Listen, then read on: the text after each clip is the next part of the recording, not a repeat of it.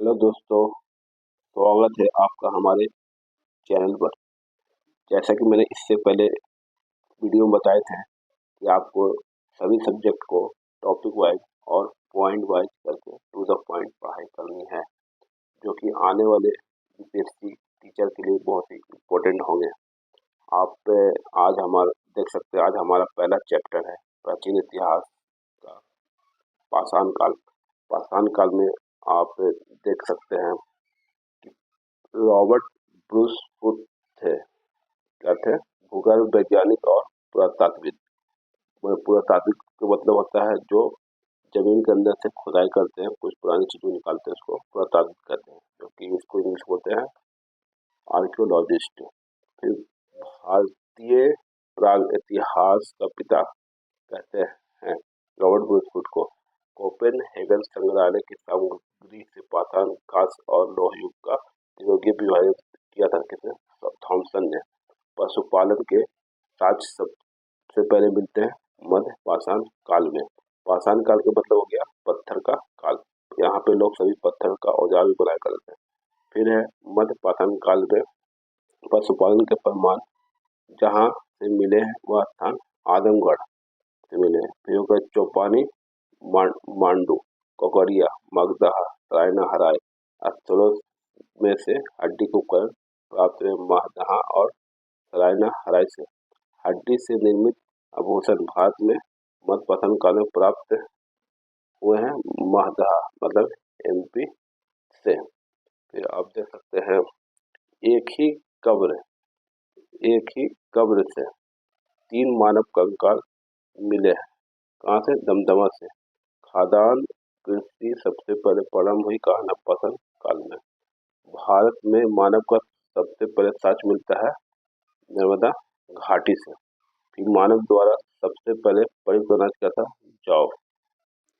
भारतीय उपमहाद्वीप में कृषि प्राचीनतम साक्ष्य प्राप्त हुए हैं लाहौरा द्वीप से। फिर नेक्स्ट है आपको पूरा पाषाण युग। पूरा पाषाण युग नवपाषाण, ताम्रपाषाण युग और लौह युग में से चालकोलिथिक युग को कहा जाता है ताम्रपाषाण युग। मतलब ताम्रपाषाण मतलब तांबा का यहाँ बर्तन यूज किया जाता। अब मेहरगढ़, कोटदीजी और कालीबंगा में से पूरा स्थल जहाँ से पाषाण संस्कृति से लेकर हड़प्पा सभ्यता तक की संस्कृति अवशेष मिले कहा? मेहरगढ़ से। भारत में पशुपालन एवं कृषि की प्राचीनतम साक्ष्य प्राप्त हुए हैं लाहौरदेव, तत्पश्चात मेहरगढ़। फिर नावदा टोली को खनन करवाया था किसने? एच डी संकालिया ने। फिर नावदा टोली कहाँ है? मध्य प्रदेश में। नेक्स्ट है बृहत पाषाण स्मारक को पहचान की गई है किससे? मृतक को दफनाने के स्थान के रूप में। नेक्स्ट आपका है राख की टीला। राख की टीला बूदिहाल, संगनकल्लू, कोल्डीवा और ब्रह्मगिरी में से जिससे पाषाण कालिक स्थल से संबंधित हुआ है संगनकल्लू। भीमबेटका प्रसिद्ध है किसके लिए? गुफाओं के शैल चित्र के लिए।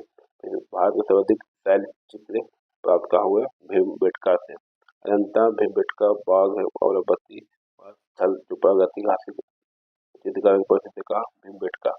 फिर भीमबेटका गुफाएं कहाँ है? मध्य प्रदेश में, अब्दुल्लागंज, रायसेन में। फिर है गैरिक मृदभांड ओसीपी का नामकरण हुआ था कहाँ? हस्तिनापुर में। नेक्स्ट आप देख सकते हैं ताम्र पाषाण काल में। ताम्र पाषाण काल में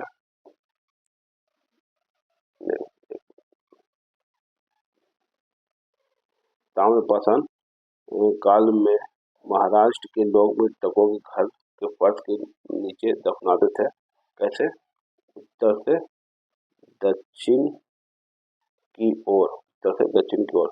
बरहमगिरी, बुर्जहोम, चिरान तथा मास्की में से वह स्थल जहाँ मानव कंकाल के साथ कुत्ते के कंकाल भी सावधान में प्राप्त हुए हैं। कहाँ से? बुर्जहोम से। बुर्जहोम कहाँ है? आपको जम्मू कश्मीर में। नेक्स्ट आप देख सकते हैं बुर्जहोम, कोल्डीवा, बरहमगिरी और संगनकल्लू में से गर्त आवास के साक्ष्य प्राप्त हुए कहाँ से? बुर्जहोम से। विंध्य क्षेत्र का शिलाश्रय यहाँ सर्वाधिक मानव कंकाल मिले कहाँ से? दिखाइए थे। फिर अब भारतीय पुरातत्व सर्वेक्षण संस्कृति पर्यटन विज्ञान और प्रौद्योगिकी तथा मानव संसाधन विकास विभागों मंत्रालयों में संलग्न कार्यालय कहाँ कार्य क्या है? संस्कृति मंत्रालय। भारतीय पुरातत्व सर्वेक्षण प्रथम महानिदेशक कौन थे? John Marshall. राष्ट्रीय मानव संग्रहालय से कहाँ? भोपाल मतलब एमपी में। आप देख सकते हैं ये पाषाण काल का मेन पॉइंट था। नेक्स्ट है आपका सैन्य सभ्यता एवं संस्कृति। ये वेरी इंपॉर्टेंट है, हर एग्जाम पूछा जाता है इस चैप्टर से क्वेश्चन। हड़प्पा संबंधित किससे? सिंधु घाटी सभ्यता से। फिर है आपका सिंधु सभ्यता संबंधित है किससे? आदि ऐतिहासिक युग। मतलब आदि ऐतिहासिक का मतलब होता है कि यहाँ पे लिपि तो मिली है, लिखा हुआ भी है, लेकिन इसको पढ़ा नहीं जा सका।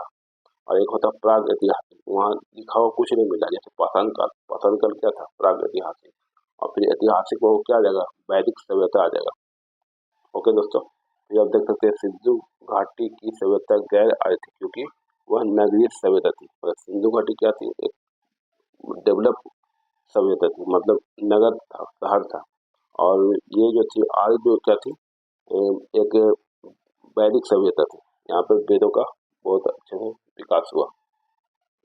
नेक्स्ट आप देखिए आगे है सिंधु घाटी सभ्यता को आयु से पूर्व रखे जाने का महत्वपूर्ण कारक है क्या? मिट्टी के बर्तन। सिंधु घाटी सांस्कृतिक वैदिक सभ्यता से भिन्न थी क्योंकि इसके पास विकसित शहरी जीवन सुविधाएं थी, इसके पास चित्रलेखी लिपि थी, इसके पास लोहे और रक्षा शास्त्रों के विज्ञान का अभाव था। फिर आप देख सकते हैं हड़प्पा संस्कृति की जानकारी का प्रमुख स्रोत क्या है? पुरातात्विक खुदाई। मतलब हड़प्पा की जानकारी कैसे मिलती है? किताबों में नहीं मिलती है, ये मिलती है आपको जमीन से अंदर से खुदाई करने पर।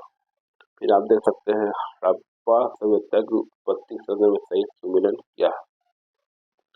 देखिए आपको इसमें दिया गया है EJH मैके सुमेर से लोगों का पलायन। फिर है माटी मद भीलर पश्चिमी एशिया सभ्यता के विचार का स्वाद प्रवर्तन। आमलानंदा घोष ने क्या खोज किया? हड़प्पा सभ्यता का उद्भव पूर्व हड़प्पा सभ्यता की परिपक्वता के परिणाम स्वरूप हुआ। भारत में चांदी की उपलब्धता प्राचीनतम साक्ष्य मिलते हैं कहाँ? हड़प्पा संस्कृति में।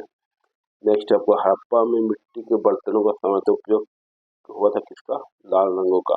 मूर्ति पूजा का आरंभ माना जाता है कहाँ से? पूर्व आर्य सभ्यता से। नेक्स्ट आपका है हाथी गाय गेंडा तथा बाघ पशुओं में से इसका हड़प्पा संस्कृति में पाई गई टेराकोटा कलाकृतियों में निरूपण नहीं हुआ। गाय मतलब हड़प्पा सभ्यता में गाय नहीं मिला, जो कि आपको वैदिक सभ्यता में गाय का जानकारी मिलती है। फिर आपका है कुछ प्राचीनतम स्थल और पुरातत्वीय खोज। जैसे लोथल का में क्या मिला है? गोदीवाड़ा मतलब बंदरगाह। और काली बंगा में क्या मिला है? जीता हुआ खेत। ओके दोस्तों, फिर आप नेक्स्ट देख सकते हैं। इसके बाद आपका है नेक्स्ट में है धौला बेड़ा। धौला धौला बेड़ा में है आपका हड़प्पन लिपि के बड़े आकार के 10 चिन्हों वाला एक शिला लेख। बनावली से क्या मिला है? आपको पक्की मिट्टी की बनी हुई हल्की प्रतिकृति। ओके, फिर आप देखिए हड़प्पा एक स्थल है जो किस नदी किनारे है? रावी नदी किनारे। हस्तिनापुर एक स्थल है कहाँ से? गंगा नदी किनारे। नागार्जुन कोंडा कहाँ? कृष्ण नदी किनारे। फिर पैठन कहाँ? गोदावरी नदी किनारे। कालीबंगा कहाँ? घाघरा नदी किनारे। लोथल कहाँ है? आपका भभुआ नदी किनारे। रोपड़ कहाँ? सतलज नदी किनारे, जो कि पंजाब में पड़ता है। फिर नेक्स्ट आप देख सकते हैं कुछ जगह स्थल है वो किस स्टेट में पड़ते हैं। जैसे आलमगीरपुर कहाँ पड़ते हैं? उत्तर प्रदेश। फिर लोथल कहाँ? गुजरात में। कालीबंगा कहाँ? राजस्थान में। रोपड़ पंजाब में। बनावली हरियाणा। दायमाबाद महाराष्ट्र। राखीगढ़ी हरियाणा। फिर नेक्स्ट है मांडा जम्मू कश्मीर। राखीगढ़ी हरियाणा। ओके दोस्तों, फिर देखिए आप इसमें कौन सा स्थल किसने खोज किया? पहले हड़प्पा का खोज किसने किया? दयाराम साहनी ने खोज किया था। फिर हस्तिनापुर का खोज किसने किया? पी लाल थापर ने। तक्षशिला खोज किसने किया? जॉन मार्शल ने। कौशाम्बी खोज किसने किया? एन.जी. मजूमदार ने। लोथल का खोज किसने किया? ए.एस.आर. राव ने। सुरकोट्टा का खोज जे.पी. जोशी और धौलावीरा का भी जे.पी. जोशी। नेक्स्ट आप देखिए, आगे है हड़प्पा संस्कृति में सिंध में अवस्थित स्थल है मोहनजोदड़ो, जोड्रेब, आमरी, पोर्टुगीज, अली मुराद। चंद्रहुदड़ो के उत्खनन का निर्देशन किया था जे.एच. मैके ने। नेक्स्ट है कालीबंगा, हड़प्पा, लोथल और आलमगीरपुर में से सिंधु घाटी सभ्यता का स्थान जो पाकिस्तान में है। हड़प्पा कहाँ? पाकिस्तान में जा चुका है। बंटवारा के बाद हड़प्पा है, मोहनजोदड़ो सब पाकिस्तान में चला गया। लेकिन बहुत सारे पार्ट कहाँ हमारे इंडिया में है, हिंदुस्तान में है। रंगपुर जहाँ हड़प्पा की समकालीन सभ्यता थी वह सौराष्ट्र गुजरात में। दधेरी एवं परवर्ती हड़प्पीय पुरास्थल है पंजाब का। नेक्स्ट है आपका हड़प्पा, मोहनजोदड़ो एवं लोथल में से सिंधु सभ्यता का स्थान जो भारत में स्थित है। लोथल कहाँ? गुजरात में। वह हड़प्पीय नगर जिसका प्रतिनिधित्व लोथल का पुरातत्व स्थल करता है। भगोल नदी, मतलब लोथल कहाँ? भगोल नदी किनारे जो एक बंदरगाह था। सिंधु घाटी सभ्यता पत्थर नगर था लोथल। कालीबंगा, रोपड़, पाटलिपुत्र। लोथल में से सिंधु घाटी सभ्यता का मतलब स्थल नहीं, मतलब पाटलिपुत्र क्या था? सिंधु घाटी का स्थल नहीं था। नेक्स्ट आपका है, देखिए आगे नेक्स्ट पॉइंट में आप देखिए, भारत का सबसे बड़ा हड़प्पन स्थल कौन सा है? राखीगढ़ी। राखीगढ़ी कहाँ? हरियाणा में। संपूर्ण सिंधु घाटी सभ्यता सबसे बड़ा पूरा स्थल राखीगढ़ी। सिंधु घाटी के लोग विश्वास करते थे मातृ शक्ति में। सिंधु घाटी के लोग पूजा करते थे किसकी? मातृ देवी की, पशुपति की, लिंग योनि की, पशुओं की, नागों एवं वृक्षों की। फिर सिंधु घाटी सभ्यता की खोज निकालने में जिन दो भारतीयों का नाम है, इसका है मोहनजोदड़ो खोज किया था और दयाराम साहनी ने हड़प्पा की खोज की थी। फिर नेक्स्ट है सिंधु सभ्यता के बारे में सत्य कथन है क्या? नगरों एवं नालियों की सुदृढ़ व्यवस्था थी, व्यापार एवं वाणिज्य उन्नत दशा में थी, माता देवी की उपासना की जाती थी। मतलब सिंधु सभ्यता बहुत ही क्या थी? डेवलप सभ्यता थी, वो एक बहुत बड़ा स्थान था। सिंधु घाटी सभ्यता जानी जाती है किसके लिए? अपने नगर नियोजन के लिए। मोहनजोदड़ो और हड़प्पा के लिए, अपने कृषि संबंधी कार्य के लिए एवं अपने उद्योगों के लिए। यहाँ पे जाते लोग बिजनेसमैन थे, बिजनेस करते थे। फिर नेक्स्ट है हड़प्पा का उत्खनन करने वाला प्रथम पुरातत्वविद जो इसके महत्व को नहीं समझ पाया था। इसमें एक कनिंघम, मतलब कहा जाता है जो कनिंघम जो थे वो जमीन के अंदर खूब खोदाई किए और वहां पे वो ट्रेन का पटरी बिछा रहे थे, लेकिन उनको पता नहीं चला कि पुराने जमाने का एक हड़प्पा सभ्यता था। वो लगातार निकाल के वो ईटा निकालते गए और ट्रेन का पटरी पर उसको बिछाते गए, पता नहीं चला उसको, इसीलिए वो महत्व नहीं समझ पाते। नेक्स्ट आप देखिए R.D. बनर्जी, के एन दीक्षित, एम.एस. बस, बी.ए. स्मिथ में से हड़प्पा और मोहनजोदड़ो को समझने से बी.ए. स्मिथ ने थे। फिर सर्वप्रथम मानव ने जिस धातु का उपयोग किया था वह क्या था? तांबा था। तांबा मत का या कासा, मतलब तांबा पीतल में कासा बन गया। और फिर लोहा या बाद हाथी दांत का पैमाना हड़प्पीय संदर्भ मिला लोथल से। फिर हड़प्पा कालीन स्थलों में अभी तक जिस धातु की प्राप्ति नहीं हुई वो किसका? लोहा खोज हड़प्पा कालीन में नहीं हो पाया था। आलमगीरपुर, लोथल, मोहनजोदड़ो तथा बनावली में से वह स्थल जो घग्गर उसके सहायक नदियों की घाटी थी बनावली में। नेक्स्ट आपका है सही कथन, इसमें देखिए मोहनजोदड़ो, हड़प्पा, रोपड़, कालीबंगा सिंधु घाटी सभ्यता के प्रमुख स्थल है। हड़प्पा के लोगों ने सड़कों एवं नालियों के जाल में साथ नियोजित शहरों का विकास किया था। हड़प्पा के लोगों ने क्या किया था? सड़कों और नालियों को जाल के रूप में नियोजित शहरों में किया था। फिर आपको हड़प्पन संस्कृति के संदर्भ में शैलकृत स्थापत्य के प्रमाण मिले कहाँ? धौलावीरा। धौलावीरा कहाँ? गुजरात में। धौलावीरा गुजरात में हो गया। वह हड़प्पीय नगर जो 3 भागों में विभक्त था।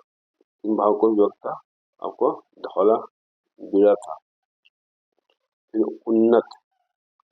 उन्नत जल प्रबंधन व्यवस्था का साक्ष्य प्राप्त है कहाँ, धौलावीरा से। कुतांशी धौलावीरा लोथल एवं कालीबंगा में से वह स्थल जहाँ से डबल बैरियर का प्रभाव मिला, लोथल और कालीबंगा से। कहने का मतलब हुआ कि यहाँ पे जो था दो मुर्दों को एक साथ दफन कर दिया जाता था, कहाँ, लोथल और कालीबंगा में। नेक्स्ट है दोस्तों, हड़प्पन स्थल सोनौली के अभी हाल में उत्खनन में से प्राप्त हुए मानव समाधान वस्त्रों के लिए कपास की खेती सबसे पहले कहाँ मिला है, भारत में सबसे पहले मिला। फिर नेक्स्ट है, सिंधु घाटी सभ्यता के संदर्भ में सही कथन है, यह प्रमुखतः लौकिक सभ्यता थी तथा इसमें धार्मिक तत्व यद्यपि उपस्थित था, वर्चस्वशाली नहीं था। इस कारण भारत में कपास के वस्त्र बनाए जाते थे। नेक्स्ट है आपका दोस्तों आगे, और देख सकते हैं सिंधु सभ्यता के संदर्भ में सही कथन क्या है, वे देवी और देवताओं दोनों की पूजा करते थे। नेक्स्ट है, सिंधु घाटी सभ्यता से संबंध विख्यात सब मुद्रा प्राप्त हुई कहाँ से, मोहनजोदड़ो से। वह पशु जिसका अंकन प्राप्त हड़प्पा संस्कृति की मोहरों में नहीं मिलता है, घोड़ा गाय और ऊँट का नहीं मिलता, मतलब वहाँ पे उस जमाने में घोड़ा गाय ऊँट नहीं था। जिस पशु के अवशेष सिंधु घाटी सभ्यता में प्राप्त नहीं हुए हैं वह शेर का नहीं मिला। फिर इसके बाद मिल पट्टिका पर उत्कीर्ण सिंह युक्त देवता की कृति प्राप्त हुई कहाँ, कालीबंगा। कालीबंगा आपको राजस्थान में, कालीबंगा से क्या मिले, काली चूड़ी मिली है, ये याद रखिएगा। वह सभ्यता जो नील नदी के तट पर पनपी, मतलब मिस्र की सभ्यता, मतलब नील नदी किनारे मिस्र की सभ्यता, और चीन की सभ्यता कहाँ पनपी, हांगहो नदी किनारे।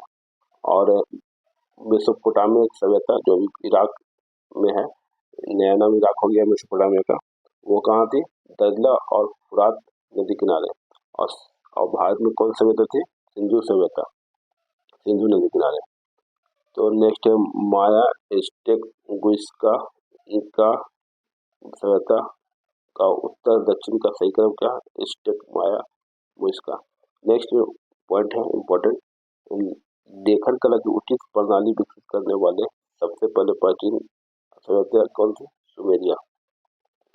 तो जैसा कि दोस्तों आप देख सकते हैं, ये मैंने कुछ टॉपिक डिस्कस किया आपके साथ, पाषाण काल और सिंधु घाटी सभ्यता, और आगे भी मैं इस तरह से, वैदिक काल है, फिर इसके बाद मोहनजोदड़ो है, वैदिक काल के बाद मोहनजोदड़ो नहीं, आपको ये बौद्ध धर्म है, जैन धर्म है, ठीक है।